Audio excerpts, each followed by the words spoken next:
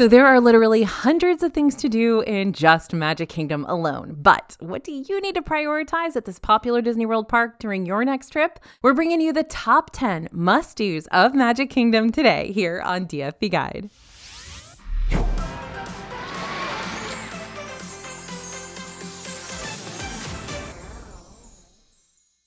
Hey everybody, it's AJ for Disney Food Vlog. Magic Kingdom, a place where there are no ugly pictures of Cinderella Castle, where the amount of rides for all ages is good and plenty, and where you can eat your weight in Mickey Premium bars while lying on the hub grass and no one's gonna think any less of you. Magic Kingdom is a fan favorite Disney park for all of us and for good reason. There is so much to see and do here, and today we're gonna make sure you see and do the best of it. So Spirit jerseys, fine, Loungefly's cool, but you can get those souvenirs at pretty much any Disney World gift shop. You might even be able to snag them at the Disney Store website when you're back home after your trip and, use a discount code for it. So if you're looking for a souvenir that's super unique and will always remind you of your fun-filled day in Magic Kingdom, here's the personalized merchandise you're going to want to prioritize over everything else. First, lots of stuff from Crystal Arts. Crystal Arts shops are actually located in a few different places around Disney World. There's one at Epcot and Disney Springs too, but if you want some custom glass and crystal work made during your Magic Kingdom day, you're going to find this store located on Main Street, USA, to the right of Main Street Bakery. Here, you're going to get a completely unique to you personalized souvenir to take home. You can get glassware, 3D images of your favorite family photo, wish keepers, which are hollowed out glass pieces that you can fill up with your crystals of choice, and of course, those bespoke tiaras. They even make custom wooden frames and accessories here too. Now, if you don't want to carry around your breakable piece of custom glass art for the rest of the day after you get it all personalized, you might want to rent a locker toward the front of the park to keep it safe and sound. Now, this is one we don't talk about very much because it kind of comes and goes, but Tron figurines. Now, at the Tomorrowland Launch Depot, you can purchase a Tron figure that looks and sounds like you thanks to the Tron Identity program. Here's how it works. You'll enter the grid through a grid digitization portal. That's shockingly right in the store. And the system will use image capture to scan your facial features and your likeness. Then you'll choose a helmet and body configuration before you decide whether you want to be an enforcer, combatant, scout, or heavy sentry. Then you'll choose a team color too. As part of the experience, you'll also create an identity chip that will interact with some other merchandise available for purchase in the store, like identity discs and remote control light cycles. Once you finish the first part of this process, you'll move on to part 2, where command input will have you record 6 lines of dialogue. The whole identity program process takes about 20 minutes to complete, and then another 60 minutes for your figure to be ready, though you can definitely go check out some other Magic Kingdom attractions while you're waiting. And when your figure is ready, it'll come in a really fun old school looking arcade game box, and that's very cool. But warning, this is definitely one of the pricier custom souvenirs you're going to find in Magic Kingdom, so expect to pay about $90 per you. You can often find Magic Kingdom silhouette portrait artists in 2 different locations, right outside Ye Olde Christmas Shop in Liberty Square, or right outside Uptown Jewelers on Main Street, USA. Either way, you'll be on the hunt for a turn-of-the-century looking cart with black and white silhouette art out on display. The silhouette artists here create their designs with paper and scissors and your personal photographs. Nope, they're not going to cut up your photos, they're just going to use them to capture you or your family or your pet's likeness. So make sure to have a photo picked out ahead of time for the artists to reference. Prices for an individual silhouette start at $14, so a whole lot cheaper than the Tron Identity experience. And if you want, you can also purchase an oval frame for your artwork too, for an extra $14. Still cheaper than Tron. Next on our list are those parasols. Now, of course, I have just a very warm place in my heart for the parasols. My parents bought me one of these little tiny parasols when I was little, and I literally set up like a tableau with the parasol and some sand and like a beach towel and my Barbie, and she was just hanging out under the parasol. Like, that was in my room for years. Anyway, this is another custom artwork cart you need to be on the lookout for in Liberty Square. You can purchase what's on display, or you can ask the parasol artist for a few custom designs if you have something more particular in mind. Prices for these tend to start at around $20. And don't worry, the ink that these artists use is completely waterproof, so your images aren't going to immediately melt away after that first bout of Orlando rain. I just maybe wouldn't use it as your main umbrella during your trip, because I don't think it's really going to do a good job at that. And of course, ornaments. I'm not going to play favorites, but this is probably my favorite customizable experience of the bunch. Every time I go somewhere new, I buy an ornament, and this is a great way to commemorate, a great and inexpensive way to commemorate a trip that you take during the year. Now, if you visit Magic Kingdom's Ye Olde Christmas shop, there are a lot of custom souvenirs hiding out on Liberty Square. You can pick out a festive ornament, even in the middle of summer, to best represent your trip or your personal interests. Then, whatever ornament you choose, you can get it personalized by a cast member to make it uniquely yours. Additional customizable options have price points that depend on what kind of design or text you land on, but designs tend to start at $5 each. And if you purchase those plain Jane Mickey ears, the ones that are made out of plastic instead of felt or sequins, the Ye Olde Christmas shop cast members can customize a pair of those with their magic set of paint pens too. And at the Main Street USA shop, located at the exit of Town Square Theater, the place where you can meet the one and only Mickey Mouse, you can get an ear, hat, or another type of fabric item located in the shop embroidered. Just choose what you want your item to say, as well as your preferred font style, and watch the embroidery magic happen right there in the shop. Embroideries typically cost around $5 to $10, depending on what you want done, and that'll be on top of the cost of your hat of choice. Now, before we keep going, I've got a gift for ya. Scan the QR code you see on the screen now, or if you're watching today's video from your phone, head to disneyfoodblog.com/magickingdom so we can send you our free Magic Kingdom quick guide. This is going to give you a solid springboard for planning a full day in the MK, including tips and tricks and warnings about the transportation situation, because Magic Kingdom's transpo can be a bit of a pain in the you-know-where. It also has extra magic opportunities, example itineraries for ya, and more. Okay, next on our list, watch the fireworks from a new vantage point. So here's the thing. If you've never watched Magic Kingdom's Nighttime Spectacular, Happily Ever After, from the middle of Main Street, USA, I still recommend watching the fireworks from there for your first ever experience of them. That way you get a whole projection show along with all the high in the sky razzmatazz. However, if this is your second, third, or umpteenth time watching the show, or you simply can't stand the thought of being in such a tightly packed crowd for 30 to 60 minutes, then you might want to try watching the fireworks from somewhere completely new instead, for a unique happily ever experience with way fewer people. Our first favorite, behind the castle. In front of Cinderella Castle, the crowds can get real intense and keep your grid locked. But behind Cinderella Castle, you might not only have fewer people to worry about, but you could also stumble upon one of the most magical experiences of the day. Every now and then, Disney princesses like Belle or Rapunzel or even Cinderella herself will come out and watch the fireworks with kiddos. This isn't a guaranteed happenstance, but if it does happen, usually you'll find these princesses hanging out around Prince Charming Regal Carousel, close to the entrance of the new Fantasyland area. Now, Magic Kingdom's Swiss Family Treehouse over in Adventureland isn't an attraction you hear much about, especially when it's under construction, but if you're willing to log in the extra steps on top of the tens of thousands of steps you're already taking during the day, you're going to be able to scale a rather grandiose tree while also viewing the Magic Kingdom park from a whole new perspective. This is one of our favorite secret places to view the fireworks from. Now, welcome back to the unofficial People Mover fan club. I'm the self-appointed president. My scriptwriter Bria is the VP, and we're still looking for a treasurer. So if you think you fit the bill, plead your case in the comments because we're always looking for more members. Today's order of business: riding People Mover and watching Happily Ever After at the same time. While some rides like Seven Dwarfs Mine Train and Tiana's Bayou Adventure and Tron Light Cycle Run have some super sweet views of the fireworks that you can make into a core memory for your whole family, it's a lot more difficult to time your visit and align your ride through on these attractions right in the middle of the show. However, thanks to People Mover's lower wait times and high capacity, it's a lot easier to align your People Mover ride through with the Happily Ever After fireworks. Not to mention, since the People Mover passes right by the castle, you can get an up-close view of the fireworks as well as some of the projections too. Plus, if you're passing the castle toward the end of the show and you hear those ever so melodious words, "You can fly," you might just get an awesome POV of Tinkerbell as she soars over Tomorrowland.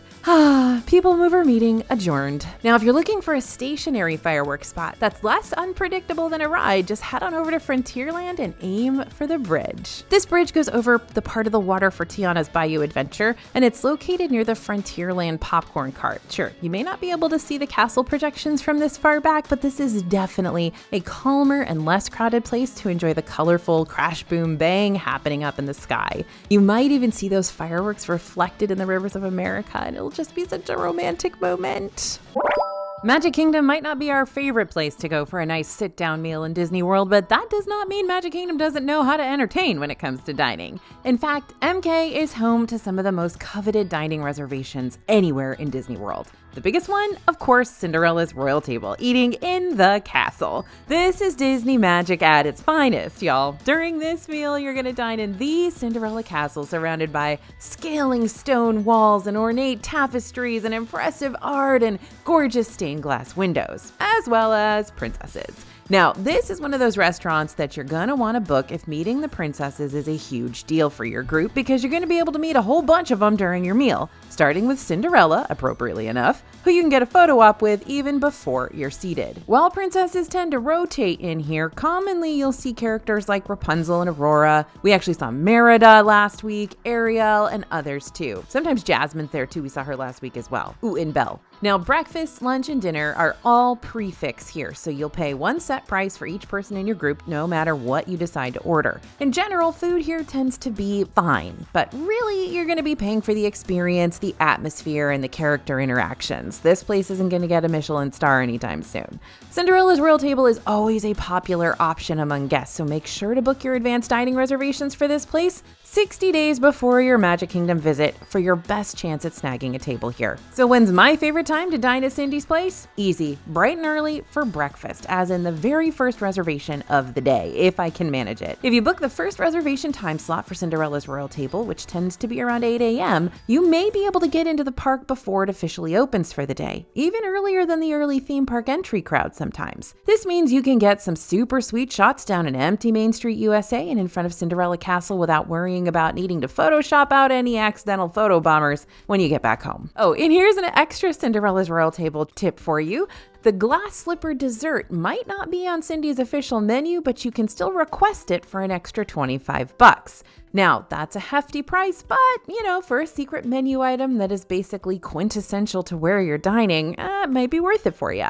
This dessert is a lovely white chocolate mold of Cinderella's iconic glass slipper, filled with berry mousse and all decked out with fresh berries and edible flowers. Now, another bucket list castle dining experience for lots of people out there is Be Our Guest Restaurant over in New Fantasyland. Once again, we're at a pricey prix restaurant where food is just okay, but the atmosphere is incredible. Beauty and the Beast fans are going to want to dine here just to feel like Belle wandering through Beast's massive castle. From the moment you step into the first dining room, you'll be transported into a world of magic curses and enchanted roses and tales as old as time. There are 3 separate rooms you could possibly be seated in, but more than likely you'll probably find yourself eating in the ballroom, which is the biggest dining area of the 3. This giant main room is filled with tables and stunning decor, including golden chandeliers and snowy windows. Fun fact, the snow is made up of animation cells from Beauty and the Beast. How awesome is that? Like, it's the exact thing you're going to see in the movie. Now, the second room is the Rose Gallery, where you're going to find portraits hanging all over the walls that depict moments of Belle and Beast's life together that maybe you haven't seen before. It's very cute, but this is not from the movie, so a lot of people don't think it's, canon. And the third most intimate and highly coveted dining area is the West Wing, which is dark and moody with lightning strikes and low lighting and the enchanted roses in there. Now, if you're on the hunt for character dining, you're probably still better off eating at Cinderella's Royal Table, since Be Our Guest Restaurant is not a full character meal. There is a character experience here where Beast will walk through the various dining rooms to check on his guests, and on occasion, he'll be available for a limited amount of picture ops, though this really doesn't happen very much anymore. They tested it out for like a week a few months ago, and it hasn't come back as a permanent situation. So as of right now, he just sort of walks through the dining rooms once in a while, doesn't stop for character autographs or anything like that. Now, one last note, both of these table service experiences do take time to fully experience. So if you only have one day to hit up all the rides and shows in Magic Kingdom and you don't want to spend an hour or so out of your day eating a nice meal, then that's something you're going to want to talk over with your group before making any advanced dining reservations at either of these castles. Magic Kingdom already has the most rides out of all the Disney World parks, but within the past few years, it's added even more rides to its attraction roster.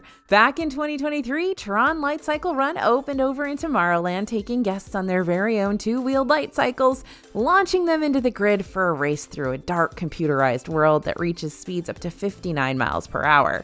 And even more recently than that, Tiana's Bayou Adventure opened in June 2024, replacing the former Splash Mountain theme with an updated Princess and the frog theme while still keeping the same log flume track intact, 50-foot drop and all. Because these are the newest rides in the park, their lines can get super long by the middle of the day, so you can pay your way around these lines using Disney's premium Skip the Line Lightning Lane services, if you prefer not to gamble with the crowds. We've got a whole free guide all about lightning lanes that you can download over on disneyfoodblog.com/multipass if you want more of a step-by-step look into how these work. But just to keep things nice and simple for the time being, lightning lanes for Tiana's Bayou Adventure are available with a multi-pass purchase, which gives you access to multiple lightning lanes in a single day, while lightning lanes for Tron are available to purchase as a single pass purchase, which will give you the ability to just skip over Tron's main queue and only Tron's main queue. But let's say you don't want to pay extra for lightning lanes. What's your best course of action for getting on either one of these rides without having to play the waiting game? Well, you gotta, as Mushu would say, rise and shine, Sleeping Beauty. The shortest you're gonna potentially see wait times for either one of these new rides is right at rope drop, aka when the park opens for the day. Now, it's true that there will be guests inside the park even before the park's official opening hours, thanks to a little Disney hotel guest perk called Early Theme Park Entry, which grants everybody who's staying at a Disney hotel 30 minutes of extra time inside the parks each day before they open to the public. However, both Tron and Tiana's Bayou Adventure do not open during this time. That being said, Magic Kingdom recently made an early theme park entry change that'll still put early theme park entry guests at a major advantage for Tron. Before, the only Magic Kingdom areas you could access during early theme park entry were over in Fantasyland and Tomorrowland, Tron being an exception to this. And while these areas are still the only places you can ride rides before Magic Kingdom's official opening time, you are now allowed to use your early theme park entry time to get in line for Tron, even before it officially opens for the day. That way, whenever it does open by rope drop time, you can be one of the first folks situated in the queue. How's that for a ride hack? So Tron and Tiana's Bayou Adventure aren't the only new attractions you need to look forward to in 2025 and beyond. For starters, over in Adventureland, you'll soon be able to lounge in a space dedicated to making you feel like you're part of the Pirates of the Caribbean crew. The new Pirates Lounge will take over what was once the Pirates League, where kiddos could previously get full pirate makeovers. This lounge will welcome folks of all ages, providing a variety of food and drinks to try, along with some promised magical surprises to encounter during the course of your visit. Meanwhile, coming summer 2025, a brand new nighttime parade is going to premiere in Magic Kingdom. We haven't had a nighttime parade in such a long time. This is brand new though. It's called Disney Starlight Dream the Night Away. According to Disney, this parade's going to use the latest technology to tell new stories about the characters you love. Not only will the parade be led by the Blue Fairy from Pinocchio, but you'll also be able to see lots of other characters from new and classic Disney films. Encanto, Frozen, Peter Pan, Moana, Coco, Wish, and several other of your favorite Disney prince and princess couples too. We're going to continue to keep y'all updated on any future announcements for both of these attractions, so be sure to stay tuned and subscribe to our free DFB newsletter. That way we can send you updates straight to your inbox as soon as we hear about them. By the way, if you want to sign up for that free newsletter, the link to sign up is right down in the description. But there is more new stuff to explore in Magic Kingdom, and you can check it out right now. Aside from Tiana's Bayou Adventure opening up last summer, those beloved Country Bears put together that all-new act that opened back in summer of 2024 too. They were just a little overshadowed by the updates to the Bayou. Country Bears Musical Jamboree is a fresh take on the classic Disney animatronic show, featuring a mix of Country Bear original tunes and Disney songs in new styles like country and rockabilly and bluegrass. Anyone out there ever dream of smelling an elephant though? Because if you have, then A, why? And B, you can make that dream a reality over in Storybook Circus right now. Smell-a-Fence on Parade opened in spring of 2024, remember that? And is a complimentary, family-friendly search and sniff adventure where guests will become Timothy Q. Mouse's whiffsistants to help out Dumbo's newest act. Just stop by the ticket booth near Big Top Souvenirs to get a free guide map and get started. Oh, and for all you DVC members or friends of DVC members, here's a brand new park edition just for you. McKim's Mile House is now open inside Magic Kingdom. Located in the section where Frontierland Shootin' Arcade used to be, this new DVC lounge has plenty of seating, air conditioning, Coke freestyle machines, charging ports, and tons of space for you to spread out when you need a little respite during your Magic Kingdom day. This lounge is free for all DVC members with member Magic access to use, and they can invite up to 4 guests to join them as well. So I know earlier I mentioned that Magic Kingdom isn't exactly our favorite place to grab a sit-down meal, but when it comes to snacks, that's a whole other ballgame. So without further ado, let me quickly tell you about my top Magic Kingdom snack choices. Some sweet, some savory, and some a little bit of both. The Hush Puppies from Columbia Harbor House in Liberty Square are a practically perfect classic side item from this surf and turf quick service, but I like to treat them as a snack all on their own. They're nice and crispy on the outside and thick and doughy on the inside, and just all around deep fried golden cornmeal balls of goodness with a few complete corn pieces smushed into all the fluffiness too, adding a hint of sweetness to this otherwise savory snack.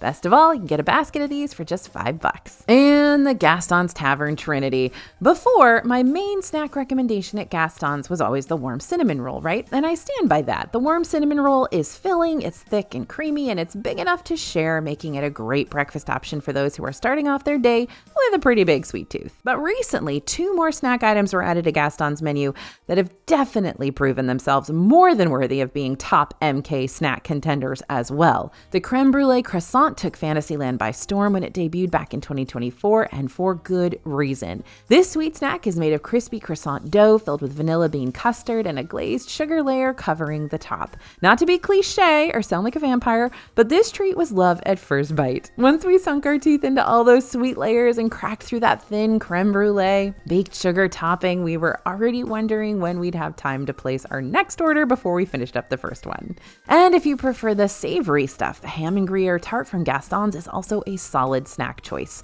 This is made of crispy croissant dough topped with ham and Gruyere and served with a side of chips for around $10. Once again, Gaston's hits a home run with their croissant texture. The crust on this is soft and buttery, flaky, and the savory ham pieces are salty, adding the perfect amount of extra chew. Then you got all that melted Gruyere on top and kind of a little creamy fondue-like cheesiness. And the moral of this story, go to Gaston's Tavern like yesterday. So the Adventureland spring roll cart is pretty unassuming. I'm actually shocked Disney hasn't built like a brick and mortar place for these. Maybe they will soon, who knows? Fingers crossed. Anyway, it's located at the entrance to Adventureland, but that doesn't keep me and the DFB team from tracking it down each time we're in the park, because we are head over heels for the unique spring roll options served here. And we've been loving these for years and years and years, even back when people called them egg rolls when they aren't, they're spring rolls, and back when you could only get them like way tucked back owned by Jungle Cruise. Anyway, while the spring roll flavors switch out often, providing something new to try every time you visit, the one flavor that tends to stick around is the cheeseburger variety, and that's fine by me because that one's always my favorite anyways.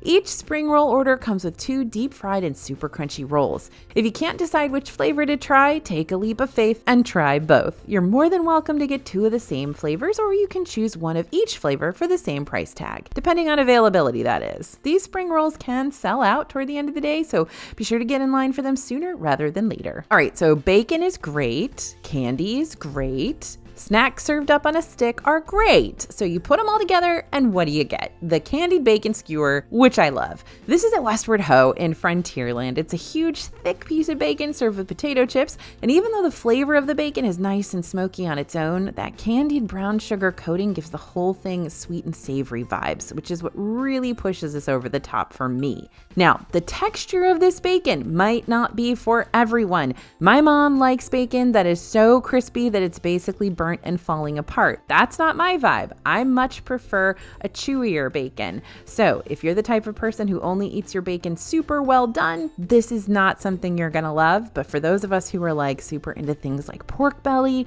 and that chewy, savory, thick bacon vibe, this is for you. Now, I don't know how you prefer to eat Dole Whip, but I prefer to eat it slightly soaked into a dense pineapple upside down cake, which you can order over at Aloha Island Adventureland. This cake has lots of chunks of pineapple baked right into it so that each sponge and Dole Whip bite is packed with tropical goodness. Does pineapple cut up my tongue each time I eat it? Absolutely. But is the pain worth it? You betcha. Snacking around Magic Kingdom is one of my favorite pastimes. In fact, snacking around Disney World in general is one of my favorite things to do while I'm inside the parks. That's why the DFB team and I had a blast creating the 2025 DFB Guide to Walt Disney World Dining. Was it hard work? Yes, it always is. I've been doing this book since 2010, and it is always hard work. And it takes hours upon hours upon hours of research and writing and editing to make sure we're packing in not just the best tips, but reliable and updated tips too. But together, we're able to create something we're all super proud of. It's a series of guides detailing every single Disney World restaurant with budgeting tips, snack crawls, hidden gems,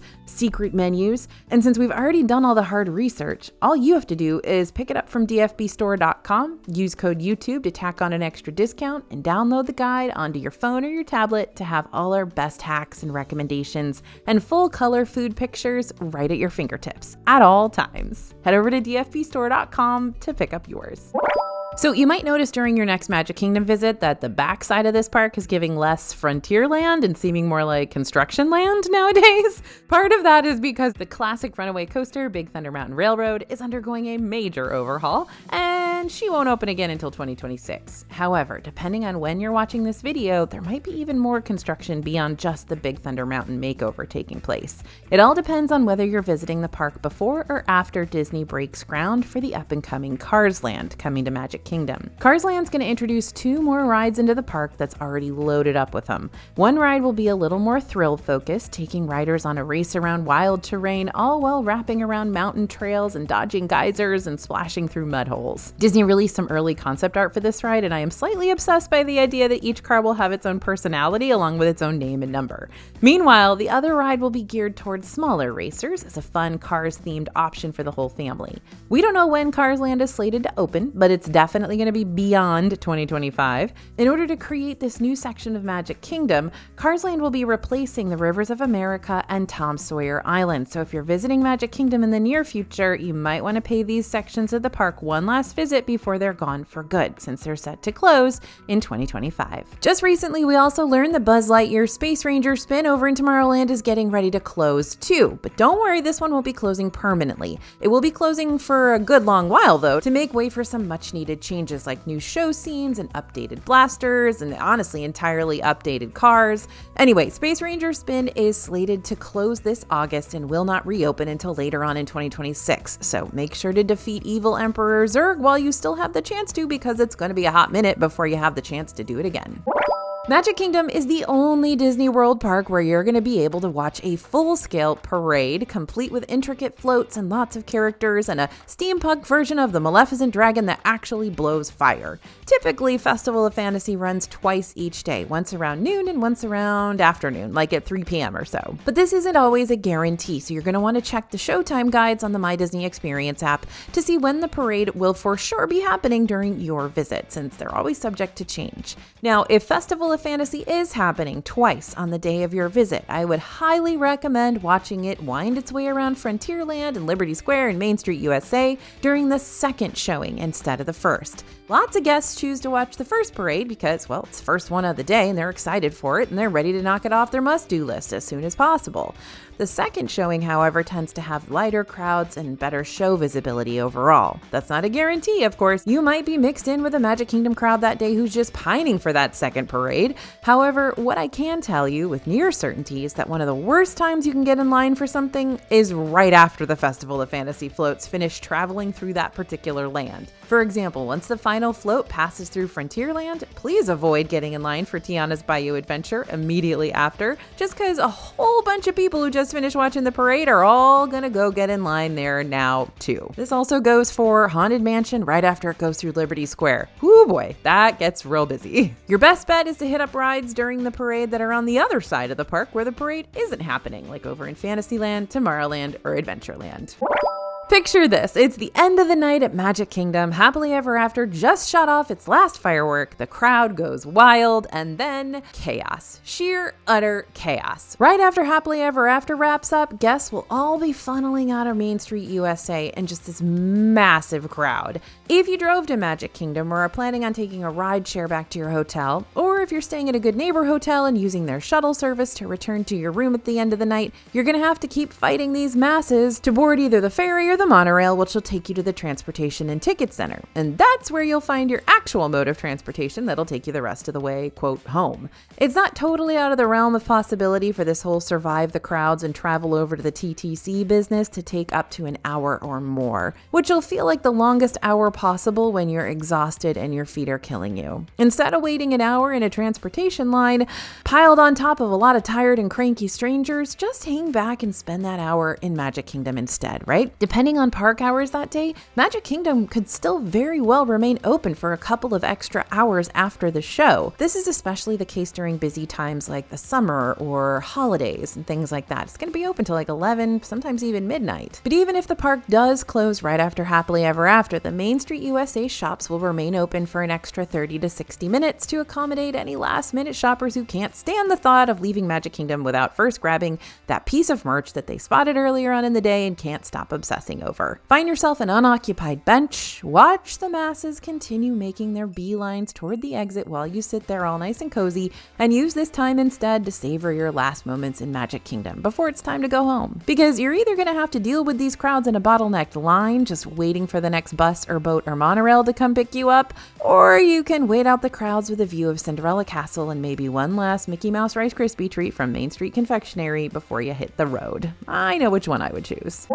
Okay, everybody, here's your assignment. Go ahead and add your must-dos for Magic Kingdom in the comments if one of them wasn't mentioned during today's video, so that other first-time guests or even repeat guests will know what else they need to add to their future Magic Kingdom itineraries. And if you've never been to Magic Kingdom before, let us know what you're looking forward to seeing the most during your first visit.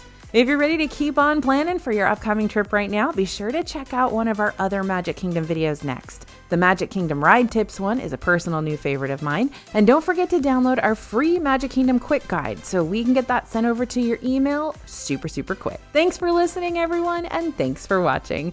As always, this is AJ for Disney Food Blog, and we'll see you real soon.